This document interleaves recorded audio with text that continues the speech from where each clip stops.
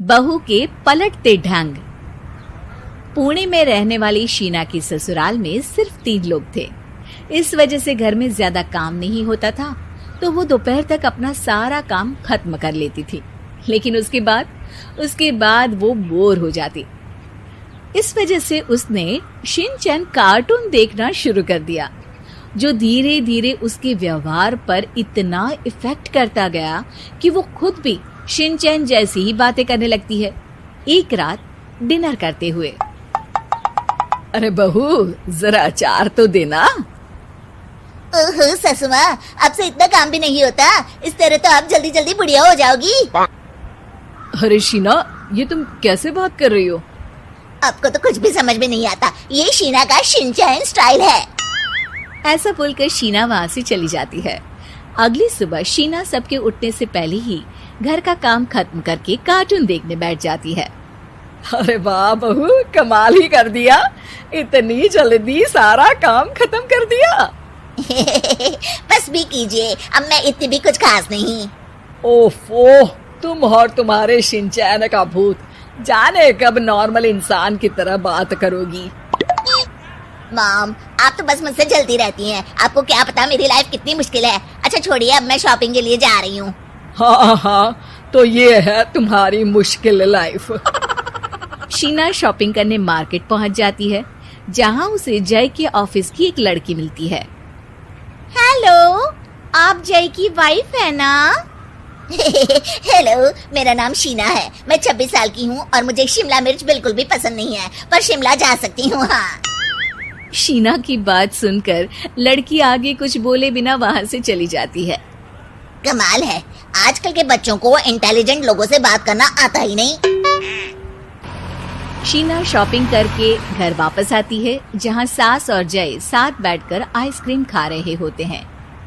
मैं कितने मतलबी लोगों के बीच रह रही हूँ। एक छोटी प्यारी बच्ची के बारे में सोचे बिना सब आइसक्रीम खाने बैठ गए। अब इतना नाटक करने की जरूरत नहीं है। तुम्हारी आइसक्रीम फ्रिज में रखी है, खा लो। आइसक्रीम, मैं आ रही हूँ। इसी तरह दिन बीतते हैं। अभी तक तो घर में सारे लोग शीना की हरकतों से परेशान हो चुके होते हैं। एक शाम उनके घर पड़ोस के अंकल आते हैं, जिन्हें देखते ही शीना बोल पड़ती है। हेलो अंकल, आज आप यहाँ? ये कह रही है आप यहाँ बैठिए, हम अभी आते हैं। ऐसा बोलकर शीना की सास उसे लेकर रसोई में चली जाती है। अरे वो तुम्हारी पापा की उम्र के हैं, उनकी इंसल्ट तो मत करो। आपको तो बस अपनी ही खुशी दिखाई देती है। शीना के ऐसे बोलने पर सास हैरान रह जाती है और शीना बाहर आकर अंकल से कहती है, तो अंकल, आज आप क्या लेने आए हैं? या फिर बस सासू माँ को देखने का बहाना चाहिए? वैसे ये इतनी भी अच्छी नहीं है, पूरा समय मुझे डांटती रहती है और कभी कभी तो खाना भी नहीं देती। अंकल हैरानी से उसकी ओर देख रहे हैं। तभी उसकी सास वहाँ आती है। अरे शीना, इतना झूठ मत बोलो, मैंने कब तुम्हें खाना नहीं दिया? अरे ऐसा बोलोगी तो तुम्हें आज रात का खाना सच में नहीं मिलेगा। देखा, मैंने कहा था ना, बच्ची पर जुल्म करती है। आप मुझे अपने घर ले चलो अंकल। इस तरह दोनों सास बहू में तू मैं शुरू हो जाती है, जिसे देख अंकल तो डर कर भाग जाते हैं, लेकिन वो दोनों चुप ही नहीं होती। रात को जय के घर वापस आने पर सास उसे शीना की सारी बात बताते हुए कहती है, अरे इसके सर से कार्टून का भूत तो उतारना ही पड़ेगा। मौका या वक्त कुछ देखती ही नहीं, बस बकवास शुरू कर देती है। बात तो आपकी सही है, पर क्या करेंगे? अरे कार्टून देखकर ऐसी बनी है तो इसकी कार्टून ही बंद कर दो। हाँ, कार्टून बंद करके कुछ समझदारी वाली चीजें दिखाते हैं। जियोग्राफी दिखाना शुरू कर दो ना, क्या पता कुछ अकल आ जाए। हाँ, नाइस आइडिया माँ। इस पर जय केबल टीवी पर ज्योग्राफी छोड़कर बाकी सारी चैनल बंद करवा देता है, पर शीना भी किसी से कम नहीं होती। ओहो पतिदेव, अपने आप को बहुत स्मार्ट समझते हो। शीना मोबाइल पर YouTube ऑन करके उस पर शिनचैन देखने लगती है। शीना की इस स्मार्टनेस को देखकर जय तो बेचारा सर खुजलाता ही रह जाता है। हमने इसे जरूरत से ज्यादा अंडर एस्टिमेट कर दिया, अब क्या करें माँ? अरे इंटरनेट बंद करवा दे बेटा।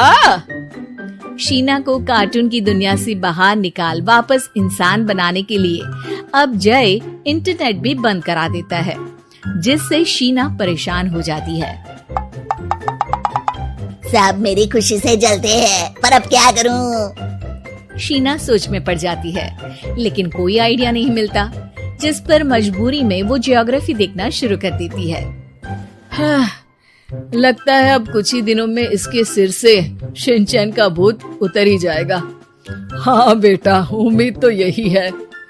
दिन बीतते हैं और घर में सब शीना के बोलने का इंतजार करने लगते हैं, लेकिन शीना टीवी में ऐसी खो जाती है कि उससे पूछे सवालों का हाँ या ना के अलावा और कुछ जवाब ही नहीं देती।